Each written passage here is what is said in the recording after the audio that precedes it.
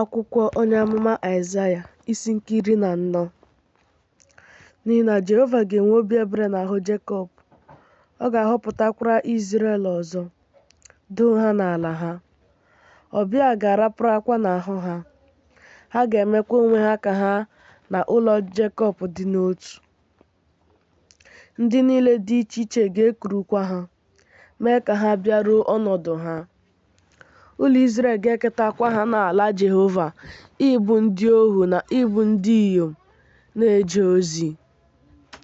Ha ga-aghọkwa ndị na-adọta ha n'agha n'agha.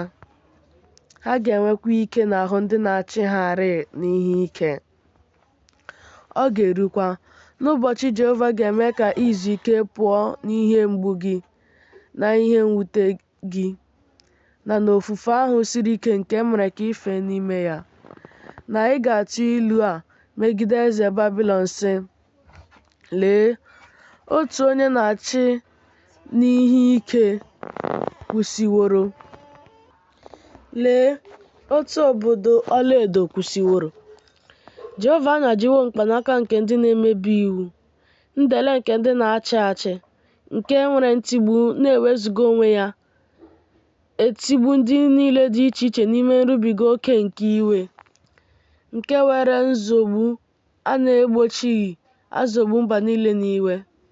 Ụwa niile ezuwo ike dị jụụ, ha etiwawo mkpu ọṅụ. Ọbụla osisi fig aṅụrịwo ọṅụ megide gị, ha na osisi sida nke Lebanọn sị, site na mgbe ị dinaworo, onye mgbutu adịghị arịgota megide gị.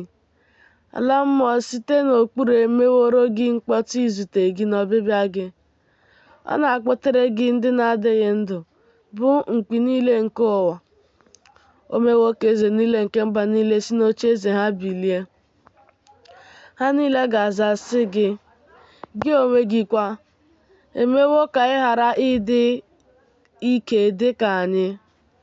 Ị ghọwo onye yiri anyị. Emewo ka mbili elu gị rịdaruo ala mmụọ, ya na olu une gị niile. N'okpuru gị ka a gbasaworo ikpuru, ihe mkpuchi gị bụkwa ikpuru. Lee, otu i siworo n'eluigwe daa, gị Lucifa, nwa chi ọbụbọ.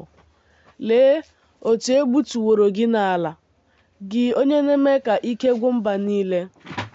Gị onwe gị wee sị n'obi gị, n'elu igwe ka m ga-arịgo, n'elu kpakpando niile nke Chineke ka m ga-ebuli ocheeze m. M ga-anọkwasịkwa n'ugwu nzukọ, na nsọtụ niile nke ugwu. M ga-arịgo n'elu ebe niile dị elu nke igwe ojii. M ga-eyi onye kachasị ihe niile elu. Otu ọ dị, ruo ala mmụọ ka a ga-eme ka ị rịda, ruo nsọtụ niile nke olulu. Ndị na-ahụ gị ga-elegide gị anya, lekwasị gị anya sị, ọ bụ nke a bụ nwoke ahụ nke na-eme ka ụwa maa jijiji, nke na-eme ka alaeze dị iche iche mee mkpọtụ, nke mere eluigwe dum mmadụ bi ka ọ dị ka ọzara, nke kwadakwara obodo ya niile, nke na-atọpụghị ndị mkpọrọ ya ka ha laa. Eze niile nke mba niile, ọbụla ha niile, edinawo n'ala n'ime nsọpụrụ, onye ọbụla n'ụlọ ya. Ma gị onwe gị esiwo n'ili gị tụpụ gị dịka alaka nke bụ ihe arụ, yiri ndị e gburu egbu dịka uwe, bụ ndị e jiworo mma agha dụpụ, ndị na-arịdaru nkume nke olulu dịka ozu a zụrụ ụkwụ.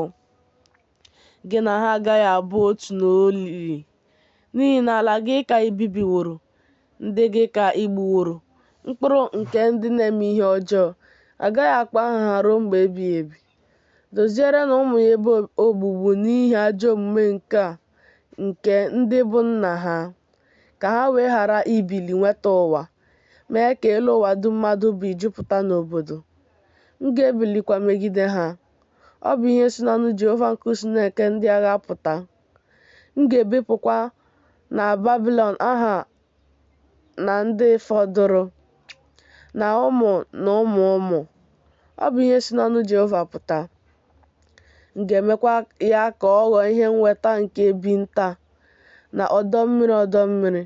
M ga-ewerekwa azịza bụ mkpochapụ zachapụ ya. Ọ bụ ihe si n'ọnụ Jehova nke usu niile nke ndị agha pụta. Jehova nke usu niile nke ndị agha ṅụwa iyi sị, n'ezie, dịka m cheworo otu a ka ọ ga-adị, na dịka m zuberewo, nke ahụ ga-eguzosi ike, na m ga-etipịa Asiria n'ala m.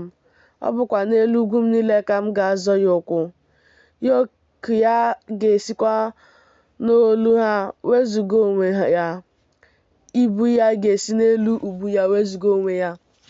Nke a bụ nzube ahụ nke a na-ezube n'elu ụwa niile. Nke a bụkwa aka ahụ nke a na-eseti n'ahụ mba niile.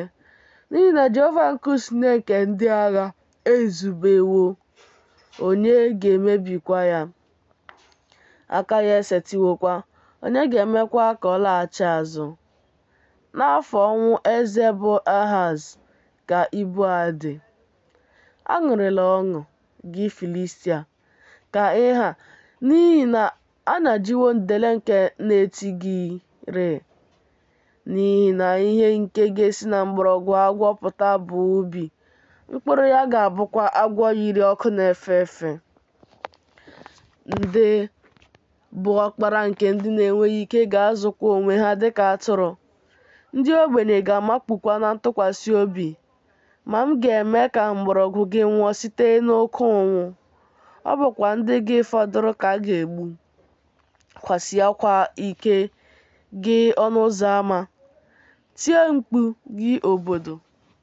Ịgbazewo Filistia ka ị ha, n'ihi na n'ugwu ka ahụrụ ọkụ si abịa. Ọ dịghịkwa onye ọbụla na-eguzo iche na mgbe ya niile akara aka. Gịnị ka mmadụ ga-aza ndị ozi nke mba? Na Jehova atọwo ntọala Zayọn, ọ bụkwa n'ime ya ka ndị e wedara n'ala nke ndị ya ga-agbaba.